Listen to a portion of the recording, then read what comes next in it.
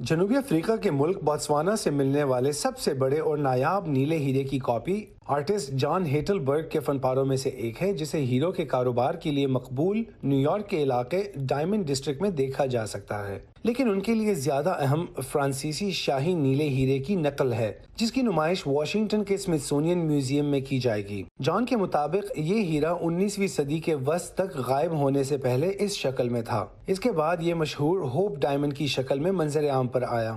This diamond is one of the few conceptual gem cuts I've ever seen in my life. اس تخیلاتی تراش کا ہیرا میں نے اپنی زندگی میں کم ہی دیکھا ہے۔ نیلا ہیرا سن آف کنگ کہلانے والے فرانسیسی بادشاہ لوئی XIV کی ملکیت تھا۔ نیلے اور سنہری رنگ ان کی بادشاہت کے علامتی رنگ تھے۔ نیلے ہیرے سے وہ اپنی طاقت کی نمائندگی کرنا چاہتے تھے۔ اس پتھر کی کہانی 5 صدیوں پر محیط ہے۔ 17ویں صدی میں 115 کیرٹ کا یہ بڑا پتھر بھارت سے فرانس لایا گیا۔ اسے لوئی بادشاہ کے لیے تراشا گیا، تب اس کا نام نیلا فرینچ کراؤن ڈائمنڈ پڑ گیا، جس کے بعد اسے مختلف مالکوں کی خواہش کے مطابق کاٹا گیا۔ اسے اصلی حالت میں تراشنے کے لیے برسوں لگ جاتے، لیکن پیرس کے لوور میوزیم کو اسے ڈھالنے کے لیے لوئی XIV کے آرڈر پر بنوائے گئے 2 سانچے مل گئے۔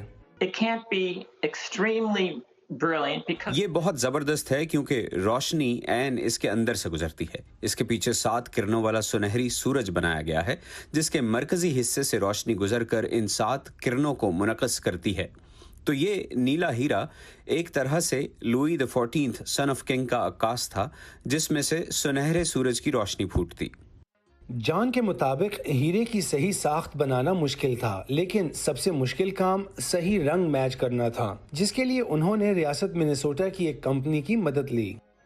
if you take a thin sheet of gold leaf, اگر آپ سونے کے باریک پتے کو تیز روشنی میں دیکھیں تو اس کے مرکز سے نکلنے والا رنگ سنہری نہیں نیلا ہوگا۔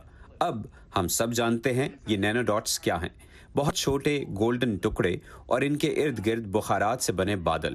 ان نقل شدہ ہیروں کے پیچھے بھی یہی سنہری نینو ڈاٹس ہیں۔ جان نے 2010 میں اسمتھسونین انسٹیٹیوشن میں ہوپ ڈائمنڈ کی نقل بنانے کے لیے پہلی بار اس ٹیکنالوجی کا استعمال کیا۔ کرونا وبا ختم ہونے کے بعد جب اسمتھسونین میوزیم کھلے گا تو یہاں ہوپ ڈائمنڈ کا پرانا ورژن بلو ڈائمنڈ پیش کیا جائے گا۔ ولادیمیر لینسکی کے ساتھ Imran Jadoon, Voice of America.